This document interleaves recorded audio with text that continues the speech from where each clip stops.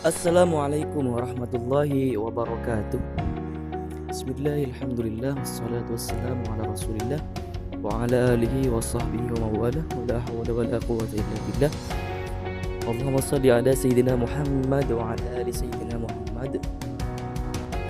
Teman-teman yang berbahagia, kali ini saya akan berbagi lagi tentang bentuk-bentuk penilaian, baik itu aspek pengetahuan, sikap, dan aspek keterampilan.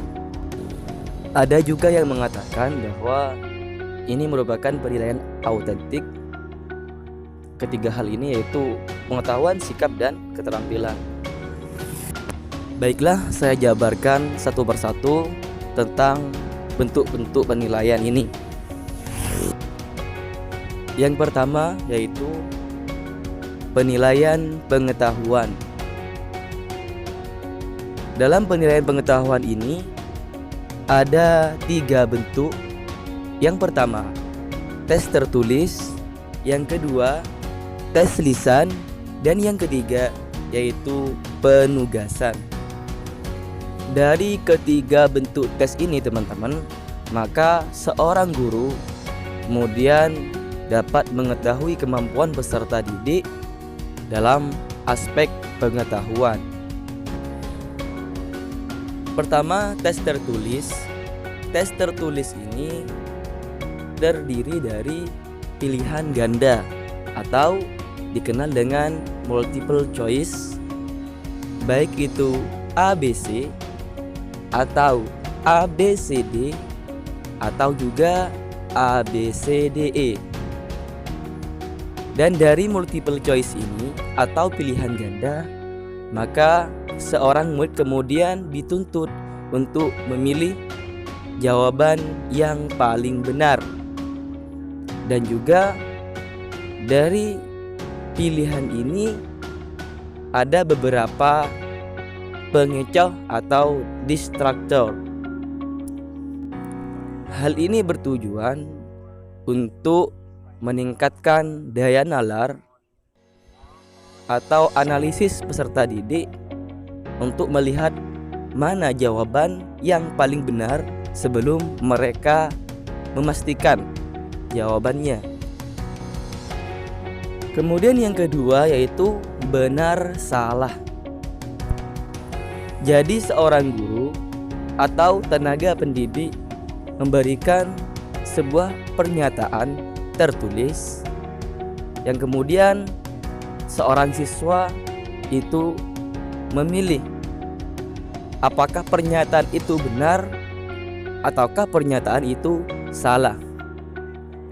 Siswa yang belum mampu menguasai secara pengetahuan, maka mereka akan kebingungan mana yang benar, mana yang salah. Meskipun sebenarnya ini lebih mudah daripada pilihan ABCDE, akan tapi ketika aspek pengetahuannya belum menguasai, maka mereka tidak bisa menjawab dengan benar. Selanjutnya yaitu menjodohkan. Di sini seorang guru juga mengemukakan dalam bentuk tulisan yang kemudian ada beberapa istilah yang dituliskan juga, maka seorang siswa tinggal menghubungkan dengan anak panah ataupun yang lain sehingga antara pernyataan sesuai dengan istilah-istilah yang dimunculkan oleh seorang guru. Ada juga bentuk soal dalam bentuk isian titik-titik yang mana seorang murid diminta untuk melengkapi saja. Yang terakhir yaitu dalam bentuk uraian. Uraian di sini siswa diminta untuk menjawab juga. Biasanya kalau soalnya uraian, umumnya jawabannya biasanya akan lebih luas atau lebih banyak daripada soal isian. Tes yang kedua setelah tes tertulis yaitu tes lisan.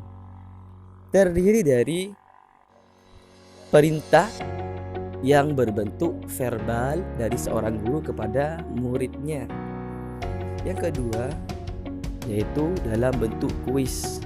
Kuis ini lebih seru karena akan menghidupkan suasana di kelas. Biasanya seorang guru memberikan sebuah pertanyaan yang sangat menarik dan siswa berebutan untuk menjawab dengan benar. Tes selanjutnya yaitu dalam bentuk tanya jawab. Ini sama halnya dengan kuis, akan tetapi ini lebih sederhana lagi. Artinya bisa saja seorang guru menunjuk seorang siswa menanyakan suatu pelajaran, maka siswa yang ditunjuk harus menjawab dengan jawaban yang benar. Yang ketiga yaitu penugasan. Dalam penugasan ini adalah tugas yang dilakukan secara individu atau secara berkelompok, baik itu di dalam kelas maupun di luar kelas, di sekolah maupun di luar sekolah atau rumah.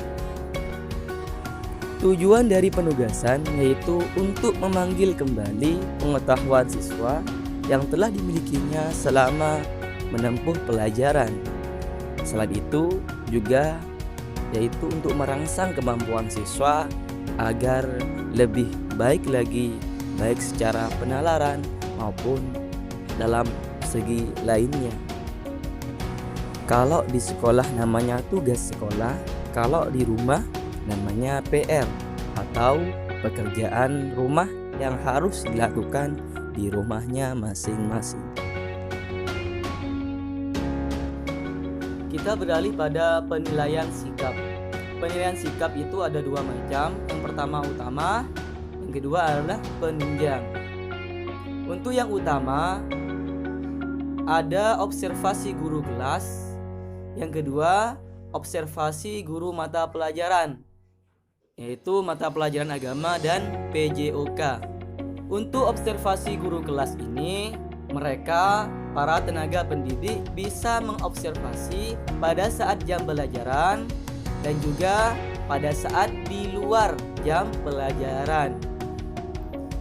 Untuk observasi guru mata pelajaran agama dan PJOK itu juga pada saat pembelajaran dan di luar pembelajaran mengenai sikap mereka. Untuk penilaian sikap penunjang yaitu berupa penilaian diri, umumnya menggunakan angket. Kemudian yang kedua penilaian antar teman, temannya menilai temannya yang lain. Dan hal ini diperlukan guru untuk mengkonfirmasi dari penilaian sikap utama. Penilaian yang ketiga yaitu penilaian keterampilan. Dan penilaian keterampilan ini ada 3 macam. Mungkin teman-teman yang sudah belajar K13 sudah tahu. Pertama itu penilaian kinerja, kedua penilaian proyek, dan yang ketiga penilaian portofolio. Dan dari ketiga hal ini memiliki ciri khas masing-masing.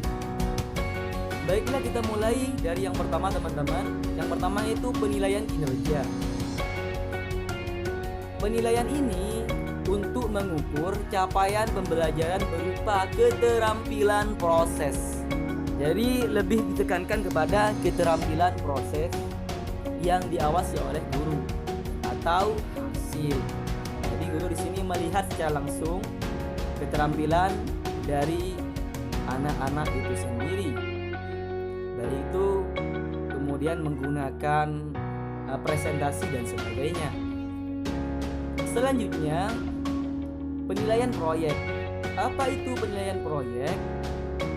Yaitu untuk mengetahui kemampuan siswa dalam mengaplikasikan pengetahuannya melalui penyelesaian suatu tugas dalam periode tertentu. Jadi penilaian proyek ini ada beberapa hal yang harus dilalui. Yang ketiga, penilaian portofolio. Penilaian ini merupakan rekaman penilaian autentik yang memperkuat kemajuan dan kualitas pekerjaan peserta didik, biasanya berupa album hasil karya dari peserta didik itu sendiri. Itulah teman-teman yang bisa saya share pada kali ini. Mudah-mudahan bermanfaat, khususnya bagi teman-teman yang mau ujian CPNS. Mudah-mudahan ini menjadi modal yang berharga buat teman-teman semua. Oh ya teman-teman, jangan lupa klik tombol subscribe biar channel ini lebih berkembang ke depan. Terima kasih. Assalamualaikum warahmatullahi wabarakatuh.